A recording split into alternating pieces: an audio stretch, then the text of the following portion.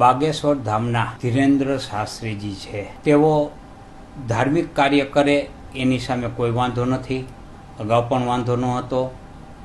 માત્ર ને માત્ર જે અંધશ્રદ્ધા ફેલાવે છે એ અંધશ્રદ્ધા સામે વાંધો છે અને એનો વિરોધ થવો જોઈએ. અને વિરોધ થઈ રહ્યો છે કારણ કે લોકોને અંધશ્રદ્ધામાં રાખીને તેનો ગેરલાભ લેવો એ પણ ગેરકાયદેસર છે. પરંતુ કેટલાક સંગઠનો પ્રેરિત આવા કાર્ય થાય છે અને લોકોને અંધશ્રદ્ધા તરફ તે દોરી જાય છે. તે ચિંતાનો વિષય છે. આવું થવું ન જોઈએ. અંધશ્રદ્ધાનો મહાકુંભ કહી શકાશે. આ કોઈ ધાર્મિક કાર્યક્રમને બદલે અંધશ્રદ્ધાનો મહાકુંભ નો કાર્યક્રમ છે એ રાજકોટમાં યોજાશે. એ આપણા કમનસીબ છે. આપણે એને રોકી શકતા નથી. આનાથી બચવા માટે કાયદો કરવામાં આવેલ છે, પણ કાયદાની અમલવારી કરવાવાળા કોણ? પ્રશાસકો છે. પ્રશાસકો છે એ રાજકીય દબાણ હેઠળ કાયદાની અમલવારી કરતા નથી, કારણ કે અહીંયા મતનો પ્રશ્ન આવે છે. આવા લોકો સામે સખ્તાઈથી પગલાં લેવા જોઈએ. આવા લોકો સામે કાયદેસરની કાર્યવાહી કરવી જોઈએ અને આવી અંધશ્રદ્ધાઓ ફેલાવતા બંધ થાય તેવું આયોજન કરવું જોઈએ. દિન પ્રતિદિન પ્રજાને અંધશ્રદ્ધામાં ધકેલાતી જાય છે.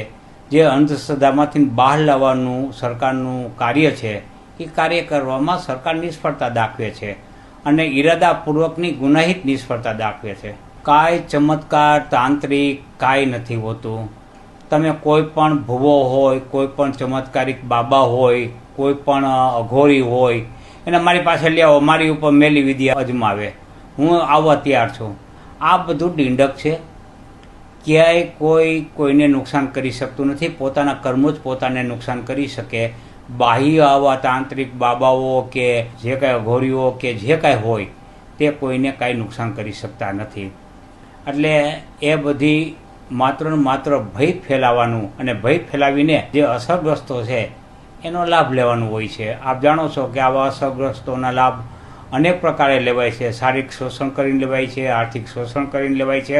એટલું જ નહીં, કમળ પૂજા થાય છે એ પણ આની આડઅસરો છે. એટલે આવી આડઅસરો દિન પ્રતિદિન વધતી જાય છે. ચિંતાનો વિષય છે. મેં આપણે કહ્યું કે સરકાર છે એ મૌન રહીને એને પ્રોત્સાહન કરે છે. ભલે એને ડાયરેક્ટલી પ્રોત્સાહન ન કરે પણ સરકારે મૌન રહેવું ન જોઈએ. આવા બધા જે બાબાઓ તાઇફાઓ કરતા હોય છે, તાઇફાઓ કરતાં પણ અંધશ્રદ્ધા ફેલાવાના જે કુંભ મેળાઓ લગાવતા હોય છે એને રોકવા જોઈએ. પણ એ રોકવામાં સરકાર ક્યાંક ને ક્યાંક મતનું રાજકારણ આવવાથી તેઓ આ બાબતને અમલવારી કરી શકતા નથી.